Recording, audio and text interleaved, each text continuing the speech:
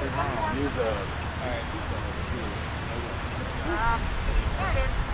you. Yeah. We gotta get a picture of Drew and you together.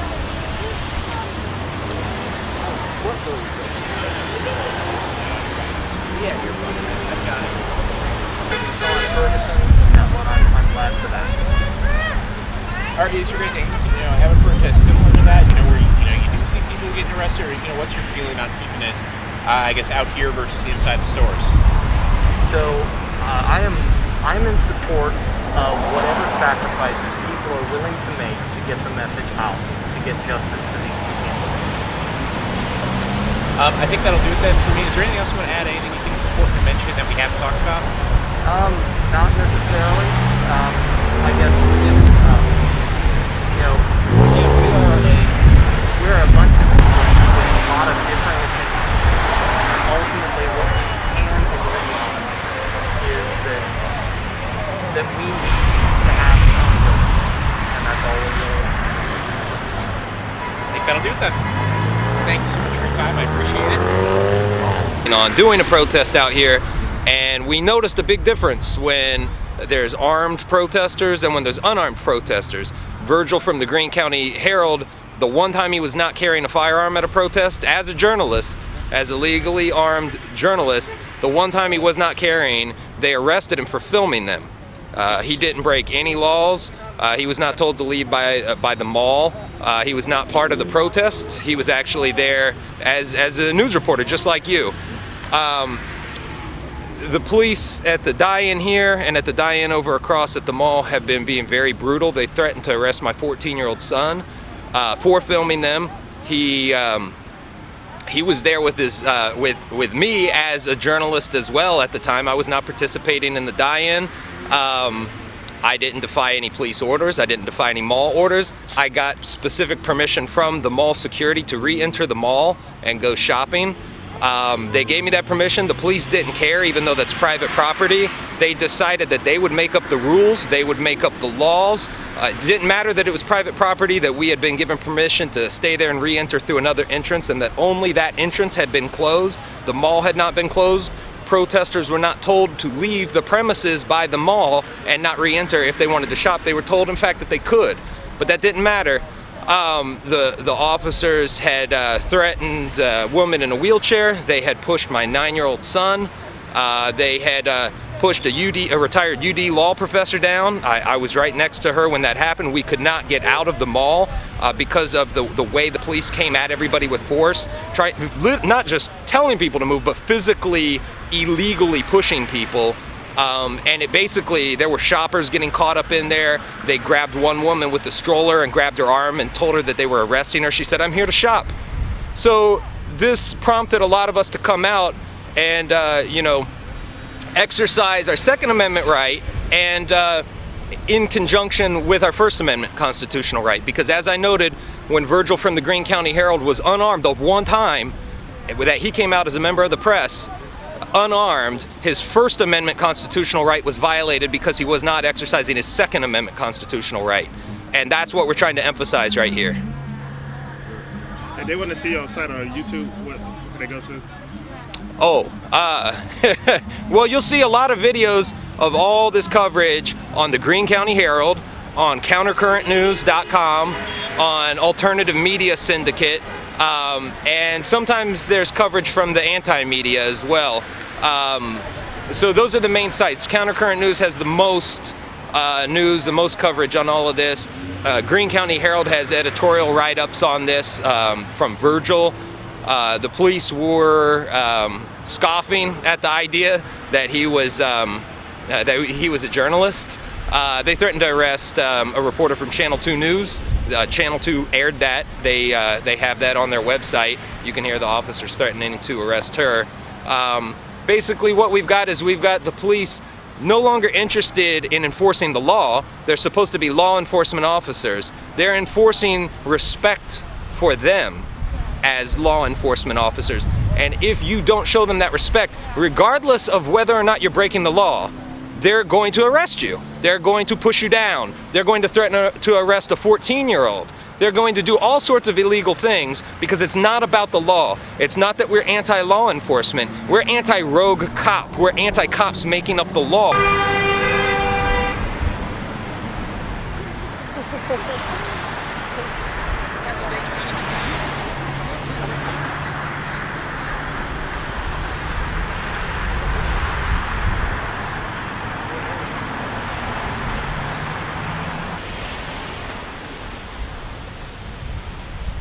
What you got to say? I got you on the last time. What you got to say today? I got you last time. Put that shit away and just stop it. Stop being about peace and love. I'm sorry, am I missing You're something not here? being about peace and love. Honey. I love You're you and I don't know you. enforcing You that. should be that way for me and everybody else you come it's gotta across. Stop. You're creating What's going on should more stop. problems than what it's solving. Well, if we had justice, we wouldn't be out here right now. There ain't no Someone has justice. to put in Dude work. didn't put the gun down. So that means he deserves to You die? do what the police tell you and ask questions later. Okay, so Stop this. It's ridiculous. I agree with you. Does that mean he deserves to die?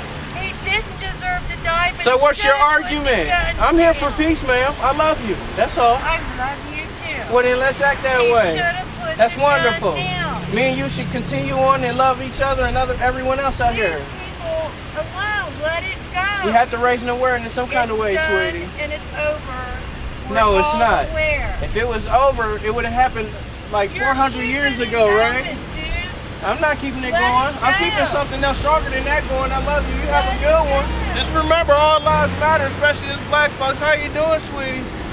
All right. All right. Red light? Okay, no, red light.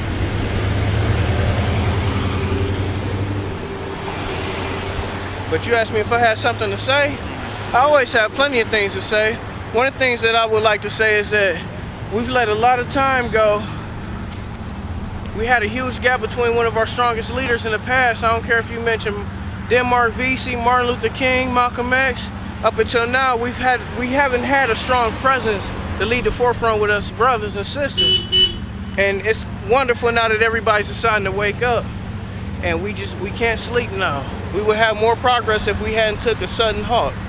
And if things were going on that I didn't know about, I wish I did know, because I'd have definitely been doing my part in supporting. But right now we need everybody to stand up and take charge and just be a part of it. Because remember, if you don't help us, in a way you help them. If you don't help either side, you help them, because they don't have to worry about you and they can try to knock out us. And they have a stronger army than we do now at this point, but it won't be that way with the vision that I see. And we just have to continue to grow and be strong every day. And not forget why we're here. Everybody has to remember why they're here ultimately, every single person. And just know that we all can make a difference in our own way, some kind of way, whether it's donating or being out and about, rallying. Just do your part, you know? We just can't let certain things go. That's what they want us to do, is to let this go. Like that lady said, it's over, it's done. Well, she wants it to be gone so that another thing can happen. Let the system, we just can't let the system, we can't let folks think that it's something that they could just brush under the rug. This can never be brushed under the rug. It won't be brushed under the rug, not while I'm still breathing. I mean, To me at that tail end of that line. And we finally got outside, and I was by the door when my husband disappeared again.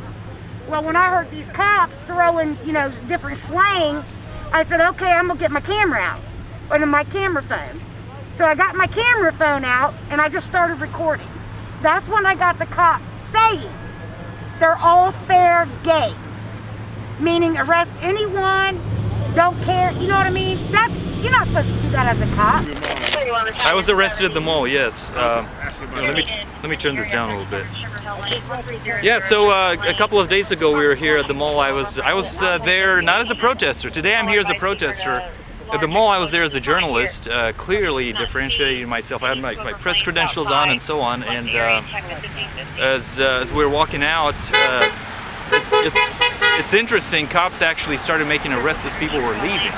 They ordered everyone to leave, and as people were obeying the orders, they started arresting folks, which makes no sense. To me, that's a clear escalation of what was happening. So, and then they grabbed me. I was out at the entrance there. They grabbed me as well. I think they arrested, a dozen people or so. I can't remember how many. So it's unfortunate. I think they charged everyone with trespassing and obstruction of something, official business.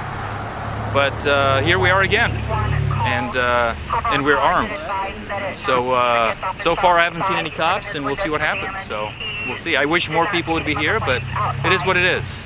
So. On Facebook, they said something about a bond like $2,000. What was that about? About what? They tried to say $2,000 $200 bond.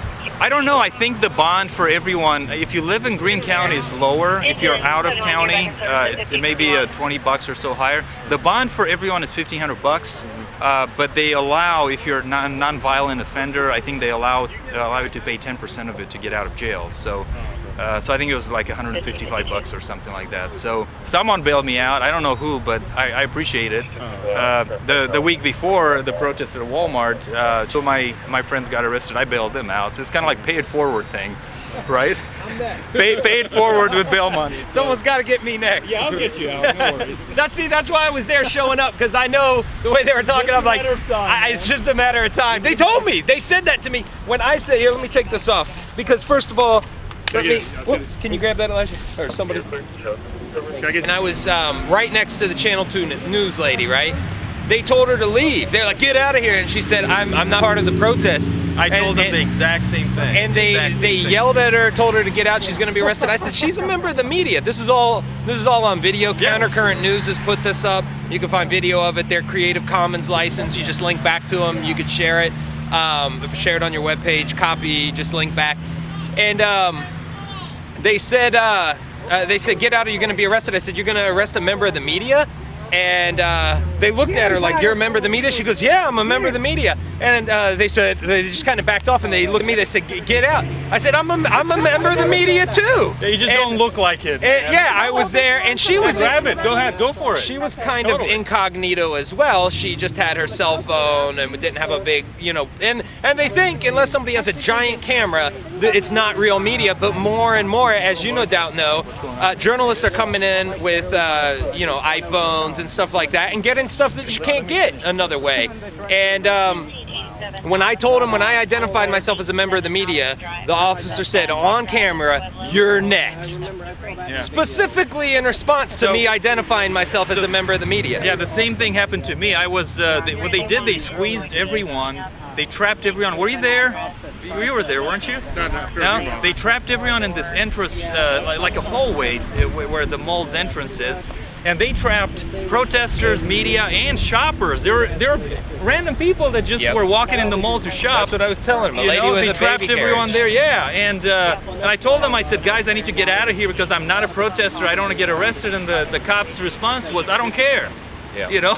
I don't care, get out. Well, where would I get out? There are people coming in, it's like trampling each other. So it was really chaotic. The Beavercreek cops, they escalated the situation. They created a very dangerous situation. Someone could have stepped over a kid, hurt a child. They pushed my child, my elementary school age child. They forcibly shoved him. Yeah. I did not see that. My wife saw it. He told me about it. And outside, they threatened to arrest my other son just for having a camera and filming them arresting Virgil. That's all he was doing. And he said, get over here, and goes to grab him.